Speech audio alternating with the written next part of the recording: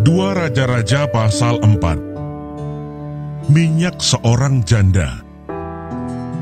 Salah seorang dari istri-istri para nabi mengadukan halnya kepada Elisa sambil berseru, "Hambamu, suamiku, sudah mati dan engkau ini tahu bahwa hambamu itu takut akan Tuhan.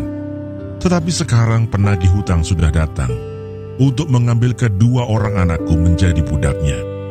Jawab Elisa kepadanya, "Apakah yang dapat kuperbuat bagimu? Beritahukanlah kepadaku apa-apa yang kau punya di rumah." Berkatalah perempuan itu, "Hambamu ini tidak punya sesuatu apapun di rumah, kecuali sebuah buli-buli berisi minyak." Lalu berkatalah Elisa, "Pergilah, mintalah bejana-bejana dari luar, daripada segala tetanggamu. Bejana-bejana kosong, tetapi jangan terlalu sedikit. Kemudian masuklah, tutuplah pintu, sesudah engkau dan anak-anakmu masuk. Lalu tuanglah minyak itu ke dalam segala bejana. Mana yang penuh, angkatlah."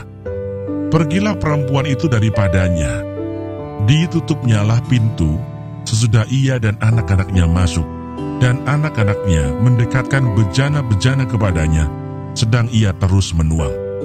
Ketika bejana-bejana itu sudah penuh, berkatalah perempuan itu kepada anaknya, "Dekatkanlah kepadaku sebuah bejana lagi." Tetapi jawabnya kepada ibunya, "Tidak ada lagi bejana." Lalu berhentilah minyak itu mengalir. Kemudian pergilah perempuan itu memberitahukannya kepada abdi Allah, dan orang ini berkata, "Pergilah, juallah minyak itu, bayarlah hutangmu, dan hiduplah dari lebihnya, engkau serta anak-anakmu." Perempuan Sunem dengan anaknya. Pada suatu hari Elisa pergi ke Sunem. Di sana tinggal seorang perempuan kaya yang mengundang dia makan. Dan seberapa kali ia dalam perjalanan, singgahlah ia ke sana untuk makan. Berkatalah perempuan itu kepada suaminya, "Sesungguhnya aku sudah tahu bahwa orang yang selalu datang kepada kita itu adalah abdi Allah yang kudus.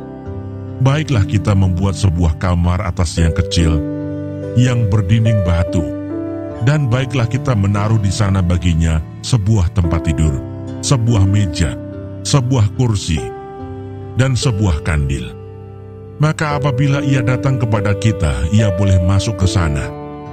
Pada suatu hari datanglah ia ke sana, lalu masuklah ia ke kamar atas itu dan tidur di situ. Kemudian berkatalah ia kepada Gehasi, bujangnya, "Panggillah perempuan Sunem itu." Lalu dipanggilnyalah perempuan itu, dan dia berdiri di depan Gehasi. Elisa telah berkata kepada Gehasi, "Cobalah katakan kepadanya, sesungguhnya engkau telah sangat bersusah-susah seperti ini untuk kami. Apakah yang dapat kuperbuat bagimu? Adakah yang dapat kubicarakan tentang engkau kepada raja atau kepala tentara?" Jawab perempuan itu, "Aku ini tinggal di tengah-tengah kaumku." Kemudian berkatalah Elisa, "Apakah yang dapat kuperbuat baginya?"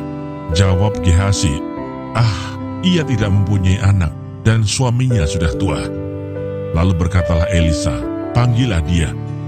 Dan sesudah dipanggilnya, berdirilah perempuan itu di pintu.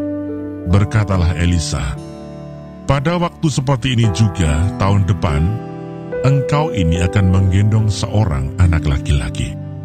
Tetapi jawab perempuan itu, "Janganlah tuanku, ya abdi Allah, janganlah berdusta kepada hambamu ini." Mengandunglah perempuan itu, lalu melahirkan seorang anak laki-laki pada waktu seperti itu juga pada tahun berikutnya, seperti yang dikatakan Elisa kepadanya. Setelah anak itu menjadi besar, pada suatu hari keluarlah ia mendapatkan ayahnya di antara penyabit-penyabit gandum. Tiba-tiba menjeritlah ia kepada ayahnya, "Aduh, kepalaku, kepalaku." Lalu kata ayahnya kepada seorang bujang, "Angkatlah dia dan bawa kepada ibunya." Diangkatnyalah dia, dibawanya pulang kepada ibunya. Duduklah dia di pangkuan ibunya sampai tengah hari, tetapi sesudah itu matilah dia. Lalu naiklah perempuan itu, dibaringkannyalah dia, di atas tempat tidur abdi Allah itu, ditutupnyalah pintu dan pergi, sehingga anak itu saja di dalam kamar. Sesudah itu ia memanggil suaminya serta berkata, "Suruh kepadaku salah seorang bujang dengan membawa seekor keledai betina.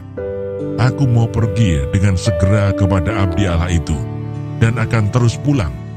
Berkatalah suaminya, "Mengapakah pada hari ini engkau hendak pergi kepadanya? Padahal sekarang bukan bulan baru dan bukan hari Sabat." Jawab perempuan itu, "Jangan khawatir."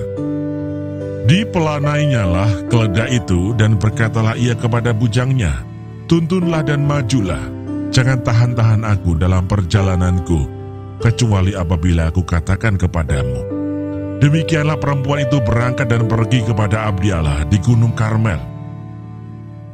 Segera sesudah abdi Allah itu melihat dia dari jauh, berkatalah ia kepada Gehazi bujangnya, "Lihat, perempuan Sunem itu datang." Larilah menyongsongnya dan katakanlah kepadanya, "Selamatkah engkau? Selamatkah suamimu? Selamatkah anak itu?" Jawab perempuan itu, "Selamat." Dan sesudah ia sampai ke gunung itu, dipegangnyalah kaki abdi Allah itu. Tetapi Gehazi mendekat hendak mengusir dia. Lalu berkatalah abdi Allah, "Biarkanlah dia, hatinya pedih. Tuhan menyembunyikan hal itu daripadaku, tidak memberitahukannya kepadaku." Lalu berkatalah perempuan itu, "Adakah ku minta seorang anak laki-laki daripada tuanku? Bukankah telah kukatakan, jangan aku diberi harapan kosong?" Maka berkatalah Elisa kepada Gehazi, "Ikatlah pinggangmu, bawalah tongkatku di tanganmu dan pergilah. Apabila engkau bertemu dengan seseorang, janganlah beri salam kepadanya. Dan apabila seseorang memberi salam kepadamu, janganlah balas dia. Kemudian taruhlah tongkatku ini di atas anak itu." Tetapi berkatalah ibu anak itu, "Demi Tuhan yang hidup dan demi hidupmu sendiri, sesungguhnya aku tidak akan meninggalkan engkau." Lalu bangunlah Elisa dan berjalan mengikuti perempuan itu. Adapun Gehazi telah berjalan mendahului mereka dan telah menaruh tongkat di atas anak itu, tetapi tidak ada suara dan tidak ada tanda hidup. Lalu kembalilah ia menemui Elisa serta memberitahukan kepadanya, katanya, "Anak itu tidak bangun." Dan ketika Elisa masuk ke rumah, ternyata anak itu sudah mati dan terbaring di atas tempat tidurnya. Sesudah ia masuk, ditutupnyalah pintu, sehingga ia sendiri dengan anak itu di dalam kamar. Kemudian berdoalah ia kepada Tuhan. Lalu ia membaringkan dirinya di atas anak itu dengan mulutnya di atas mulut anak itu, dan matanya di atas mata anak itu, serta telapak tangannya di atas telapak tangan anak itu. Dan karena ia meniarap di atas anak itu, maka menjadi panaslah badan anak itu. Sesudah itu ia berdiri kembali dan berjalan dalam rumah itu, sekali ke sana dan sekali ke sini. Kemudian meniarap pula lah ia di atas anak itu. Maka bersinlah anak itu sampai 7 kali, lalu membuka matanya. Kemudian Elisa memanggil Gehazi dan berkata, "Panggillah perempuan Sunem itu." Dipanggilnyalah dia, lalu datanglah ia kepadanya. Maka berkatalah Elisa, "Angkatlah anakmu ini." Masuklah perempuan itu, lalu tersungkur di depan kaki Elisa dan sujud menyembah dengan mukanya sampai ke tanah. Kemudian diangkatnyalah anaknya, lalu keluar. Maut dalam kuali. Elisa kembali ke Gilgal pada waktu ada kelaparan di negeri itu.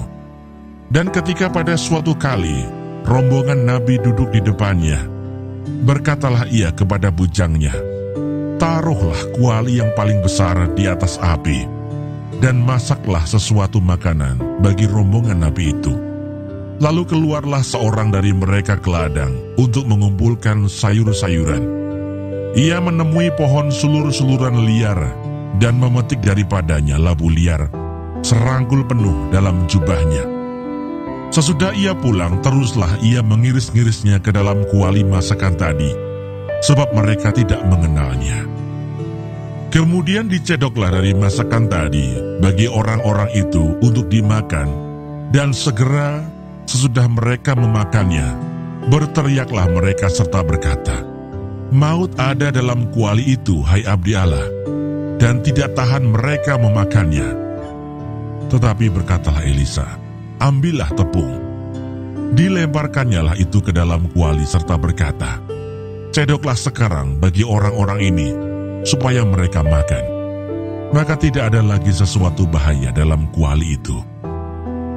Memberi makan 100 orang. Datanglah seseorang dari Baal Salisa dengan membawa bagi abdi Allah roti hulu hasil, yaitu 20 roti jelai serta gandum baru dalam sebuah kantong. Lalu berkatalah Elisa, "Berilah itu kepada orang-orang ini supaya mereka makan." Tetapi pelayannya itu berkata, "Bagaimanakah aku dapat menghidangkan ini di depan 100 orang?" Jawabnya, "Berikanlah kepada orang-orang itu supaya mereka makan. Sebab beginilah firman Tuhan, orang akan makan bahkan akan ada sisanya." Lalu dihidangkannyalah di depan mereka, maka makanlah mereka dan ada sisanya, sesuai dengan firman Tuhan.